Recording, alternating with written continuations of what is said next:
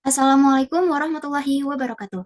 Yang saya hormati Bapak Roni Faslah SPD MM selaku Koordinator Program Studi Pendidikan Administrasi Perkantoran, Ibu Dewi Nurmalasari SPD MM selaku Ketua Penguji, Bapak Bayu Suhendri SPD MPD selaku Penguji Ahli, dan Ibu Mayang Rianti SIKOM MIKOM selaku Dosen Pembimbing. Perkenankan, saya Julia Rizky Handayani dengan NIM 17096222077, mahasiswi Program Studi Pendidikan Administrasi Perkantoran, Fakultas Ekonomi dan Bisnis Universitas Negeri Jakarta untuk mempresentasikan hasil praktik kerja lapangan yang telah saya laksanakan di PT Medi Utama Indonesia Tbk, tepatnya pada Divisi Property and Development. Melalui kesempatan ini, saya akan menyampaikan proses pelaksanaan PKL dan tugas-tugas saya yang saya jalankan serta pengalaman dan juga pembelajaran yang saya peroleh selama menjalani kegiatan praktik kerja lapangan.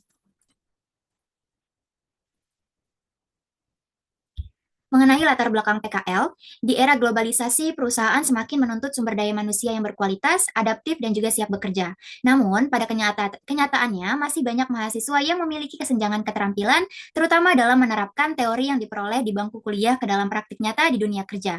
Kondisi ini menimbulkan tantangan tersendiri bagi lulusan untuk bersaing di dunia yang profesional. Melalui PKL ini, mahasiswa diharapkan dapat menjawab tuntutan global, beradaptasi dengan sistem kerja perusahaan, dan meningkatkan kompetensi serta kesiapan kerja secara menyeluruh.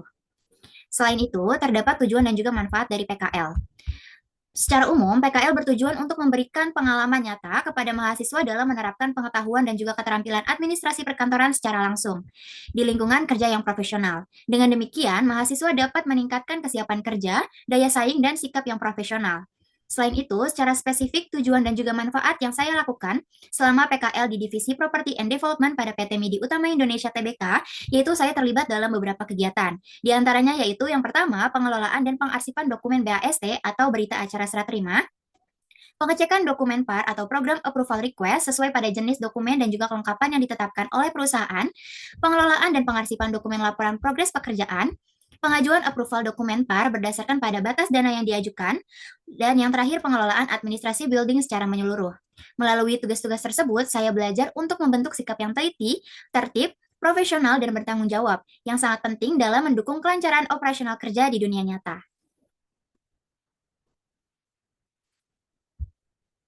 Selanjutnya yaitu tempat pelaksanaan PKL. Praktik kerja lapangan yang saya laksanakan yaitu di PT Medi Utama Indonesia Tbk yang merupakan perusahaan retail modern yang menaungi jaringan toko Alfamidi. Saya ditempatkan pada Divisi Property and Development dengan posisi sebagai administrasi building yang berperan dalam mendukung pengelolaan administrasi gedung dan dokumen proyek pembangunan. Lokasi pelaksanaan PKL berada di Gedung Alpha Tower, lantai 12, Kavling 7-9, Jalan Jalur Sutra Barat, Alam Sutra, Tangerang, Banten 15143. Dan ini merupakan sedikit dokumentasi terkait pada anggota dari Divisi Property and Development. Selanjutnya yaitu ada beberapa tahapan pada proses kegiatan yang sudah saya laksanakan, yaitu yang pertama ada tahap persiapan, di mana tahap ini saya melakukan sosialisasi program PKL yang dilaksanakan oleh program studi di kampus. Setelah melakukan sosialisasi, saya mencari informasi berupa tempat dan juga data beberapa perusahaan sebagai kandidat untuk saya pilih dalam melakukan PKL. Selanjutnya yaitu saya mempersiapkan administrasi pribadi seperti CV, surat pengantar dari kampus, LinkedIn, cover letter, portofolio, dan juga proposal magang. Selanjutnya yaitu saya melakukan pengurusan surat pengantar PKL dari kampus, lalu saya mendapatkan informasi mengenai lowongan magang di PT Medi Utama Indonesia Tbk, yaitu melalui Instagram @anakmagang_, lalu saya mengisi formulir pendaftaran PKL di PT Medi Utama Indonesia Tbk melalui Google Form yang telah disediakan. Selanjutnya yaitu saya melakukan interview secara online oleh HRD di PT Medi Utama Indonesia Tbk, dan di tanggal 9 Januari saya mendapatkan informasi hasil dari interview bahwa saya diterima sebagai magang di bidang Building Administration. Lalu di tanggal 10 Januari saya melakukan hari pertama PKL dengan pengisian formulir data diri oleh perusahaan serta tanda tangan offering letter di perusahaan. Tahap selanjutnya yaitu tahap pelaksanaan, di mana tahap ini pada PKL dilaksanakan di PT Medi Utama Indonesia Tbk yang merupakan perusahaan retail modern yang mengelola jaringan toko Alfamidi. Saya ditempatkan di Divisi Property and Development dengan posisi sebagai administrasi building yang bertanggung jawab dalam pengelolaan dokumen administrasi terkait pada pembangunan dan juga pengelolaan gedung. PKL ini berlangsung selama 5 bulan, terhitung pada hari Jumat 10 Januari 2025 hingga Selasa 10 Juni 2025 dengan jam kerja, yaitu Senin sampai Jumat di pukul 8.00 sampai dengan pukul 17.00 waktu Indonesia bagian Barat. Lalu di tahap terakhir yaitu tahap pelaporan, di mana dalam tahap penyusunan laporan akhir PKL ini dilakukan selama 3 bulan terakhir periode magang, yaitu pada bulan April hingga bulan Juni. Kegiatan laporan ini meliputi yang pertama yaitu penyusunan laporan berdasarkan pada pedoman penulisan laporan yang diberikan oleh pihak universitas, lalu melakukan revisi laporan sesuai dengan arahan dari dosen pembimbing, dan yang terakhir yaitu finalisasi laporan untuk dikumpulkan sebagai syarat kelulusan PKL. Selanjutnya yaitu mengenai profil perusahaan. Saya melaksanakan PKL di PT Media Utama Indonesia Tbk yang merupakan perusahaan retail modern yang didirikan pada 28 Juni 2007 dan dikenal melalui jaringan minimarket Alfamidi yang hadir sebagai respons terhadap perubahan pola belanja konsumen. Dengan seiring perkembangannya, PT Media Utama Indonesia Tbk memperluas jangkauan bisnisnya melalui Alfa Express, Lawson, hingga Alfamidi Super dengan jumlah gerai yang mencapai 2.200 di tahun 2023 dan lebih dari 25.000 karyawan yang telah bekerja di PT tersebut. Perusahaan ini dikenal akan pelayanannya, inovasinya, dan juga identitas visual yang kuat dalam logonya, serta telah meraih berbagai penghargaan nasional atas loyalitas pelanggan dan juga strategi pemasarannya. Kantor pusatnya yaitu berada di Gedung Alpha Tower, Alam Sutra, Tangerang, Banten, yang merupakan tempat saya melaksanakan PKL. PT Media Utama Indonesia Tbk ini juga dilengkapi dengan visi dan misi yang menjadikan acuan selama proses kerja berlangsung, di mana visinya yaitu menjadi jaringan retail yang menyatu dengan masyarakat, mampu memenuhi harapan dan kebutuhan pelanggan, serta memberikan kualitas pelayanan yang terbaik. Dengan misinya yaitu yang pertama, memberikan kepuasan kepada pelanggan dengan berfokus pada produk dan pelayanan yang berkualitas. Yang kedua yaitu menegakkan tingkah laku atau etika bisnis yang tinggi. Yang ketiga, menumbuhkan jiwa wira swasta dan kemitraan usaha. Dan yang terakhir yaitu membangun organisasi global yang terpercaya, sehat, terus bertumbuh dan bermanfaat bagi pelanggan, pemasok, karyawan, pemegang saham, dan juga masyarakat pada umumnya. Selanjutnya yaitu di sini terdapat struktur organisasi dari perusahaan. Yang pertama yaitu ada Presiden Direktur yang bernama Bapak Rulianto, lalu ada Managing Director yaitu ada Maria Teresia Felina Yulianti, lalu ada Internal Audit yaitu Azwar Faisal, di bawahnya terdapat Operation Director yaitu Yohanes Santoso, lalu ada Merchandising Director yaitu Endang Mawarti, lalu ada Property Development Director yaitu Lilik Setia Budi, lalu ada Corporate Communication Director yaitu Bapak Solihin, lalu ada Finance Director Corporate Secretary yaitu ada Suwanto Popo, lalu di bawahnya terdapat General Manager Operation yaitu ada Heru Sarwono dan Rini Dianawati, lalu ada General Manager Logistik dan Development yaitu ada Sudaryanto, lalu ada General Manager Merchandising yaitu ada Agandi Hadiwitanto dan Melani Hadiwijaja, lalu ada General Manager Location Development yaitu ada Tubagus Ahmad Maluki, lalu ada General Manager Property Development yaitu ada Bapak Agus Wibowo, lalu ada General Manager License Agus Totowi Genevivian, lalu ada Financial Controller yaitu ada Alex Nurdiana, lalu ada General Manager IT yaitu ada Heri Kusumanjoko, lalu ada General Manager Marketing itu ada Rini Hestrinalia, lalu ada General Manager Business and Product Development itu ada Herman Wijjaja, lalu ada General Manager kategori yaitu ada Slamet Anapto Priyo, dan yang terakhir itu ada General Manager Human Capital yaitu Kristil Isla. Itu merupakan struktur organisasi dari perusahaan PT Media Utama Indonesia Tbk.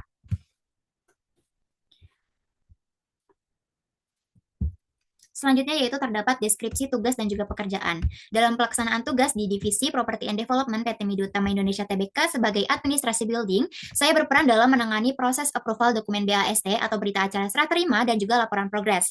Proses ini dimulai dari menerima dokumen BAST yang dikirimkan melalui email cabang, kemudian memeriksa kelengkapan dokumen serta memastikan tidak terdapat kesalahan penulisan pada isi dokumen, lalu diverifikasi. Dan setelah diverifikasi, saya mengajukan permintaan approval kepada branch manager atau building manager, dan jika sudah disetujui, dokumen BAST akan saya scan dan diarsipkan, lalu dikirim kembali ke email cabang sebagai bukti bahwa dokumen tersebut telah resmi disetujui dan juga diproses. Lalu tugas yang kedua, saya melakukan proses approval dokumen program approval request atau PAR, di mana saya bertugas untuk menerima dokumen PAR yang dikirim melalui ekspedisi, kemudian memastikan kelengkapan dokumen serta kebenaran penulisan isi PAR. Setelah itu diverifikasi oleh mentor saya, lalu saya melakukan permintaan approval kepada pihak terkait stakeholders sesuai dengan ketentuan proxy yang berlaku di perusahaan. Lalu jika dokumen telah disetujui, saya melakukan pemindaian dengan cara scan dokumen PAR untuk diarsipkan dan juga digunakan sebagai dokumentasi resmi. Lalu yang ketiga, saya juga terlibat dalam perhitungan pajak pada dokumen invoice dan juga kwitansi, di mana tugas ini meliputi pemeriksaan jenis transaksi dan juga nominal pembayarannya, kemudian menghitung persentase pajak yang dikenakan sesuai dengan ketentuan yang berlaku seperti PPN dan juga PPh. Saya juga berperan selanjutnya Saya juga berperan dalam beberapa kegiatan administrasi lainnya seperti melakukan update pada dashboard monitoring dokumen PAR untuk memastikan data selalu terpantau secara real time. Lalu saya membuat tanda terima dokumen PAR sebagai bukti serah terima antara pihak divisi building dengan divisi finance. Lalu saya membantu proses dokumentasi dan juga pengarsipan terkait building management. Selain itu, saya juga mendukung proses approval perjanjian kepada pihak legal untuk memastikan semua dokumen perjanjian itu telah sesuai pada prosedur hukum sebelum disahkan. Itu merupakan beberapa deskripsi tugas dan juga pekerjaan yang setiap harinya saya lakukan selama saya melakukan PKL di PT Media Utama Indonesia Tbk. Selanjutnya, selama saya melakukan PKL, di sana juga terdapat beberapa kendala yang saya alami, namun juga terdapat solusi yang bisa menyelesaikan kendala tersebut. Salah satu kendala yang dihadapi selama saya PKL yaitu adalah perbedaan persepsi dalam pembagian tugas antara praktikan yang menyebabkan ketidakseimbangan dalam pelaksanaan pekerjaan. Untuk mengatasinya, saya secara proaktif meminta penjelasan kepada mentor saya terkait prioritas tugas yang harus saya jalankan, sehingga pembagian pekerjaan menjadi lebih jelas, adil, dan juga sesuai dengan kebutuhan divisi.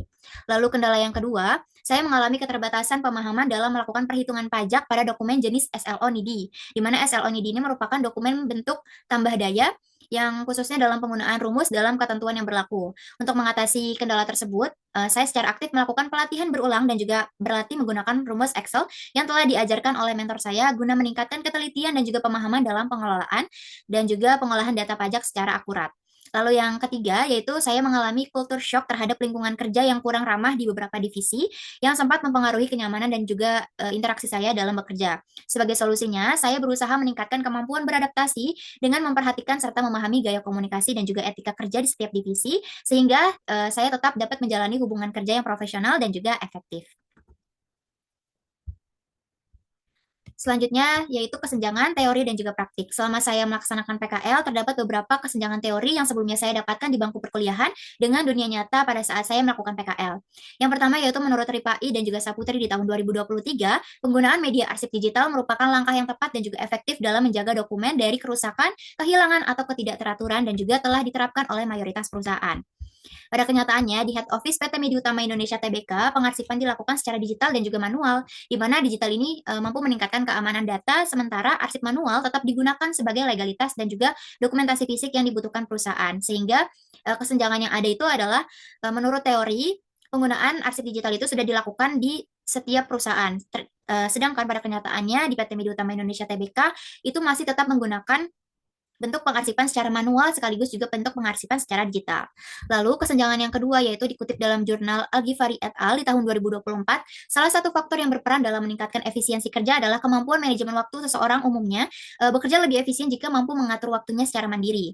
Lalu kesenjangannya selama PKL, saya dituntut untuk fleksibel dan juga cepat beradaptasi karena sering menerima tugas secara mendadak, berbeda dengan teori di kampus yang menekankan perencanaan yang terstruktur. Lalu kesenjangan yang ketiga yaitu menurut Ritongga di tahun 2010 dalam Robiatul Adawiyah et al. Di tahun 2024, meskipun Indonesia memiliki beragam suku, daerah, bahasa, dan bahasa Indonesia itu merupakan bahasa yang ditetapkan sebagai bahasa nasional dan juga alat komunikasi antar warga.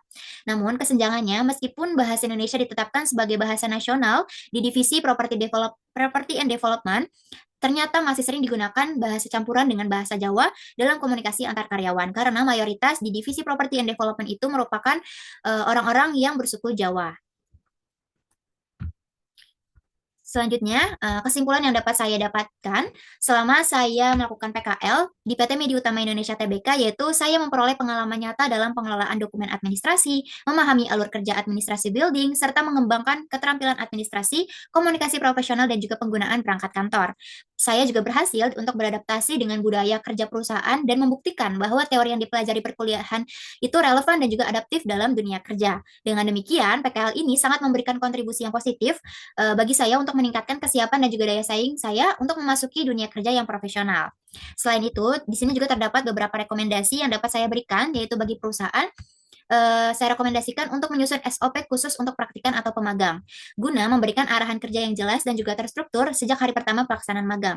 Lalu yang kedua yaitu menerapkan bimbingan secara terstruktur dari mentor, agar proses pembelajaran itu berjalan lebih efektif dan juga praktikan dapat mencapai tujuan pengembangan kompetensi yang optimal. Lalu di sini juga terdapat rekomendasi bagi program studi. Yang pertama yaitu mengadakan pelatihan aplikasi kantor lanjutan, seperti Microsoft Excel tingkat menengah hingga lanjutan, untuk meningkatkan kesiapan teknis mahasiswanya dalam menghadapi dunia kerja.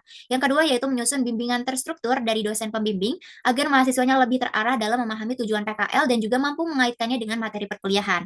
Dan yang ketiga yaitu menyelenggarakan workshop simulasi dunia kerja, seperti praktik wawancara, studi kasus, dan juga penyusunan laporan kerja, guna memperkuat soft skill dan juga kesiapan profesional bagi mahasiswa sebelum terjun ke lapangan yang lebih profesional.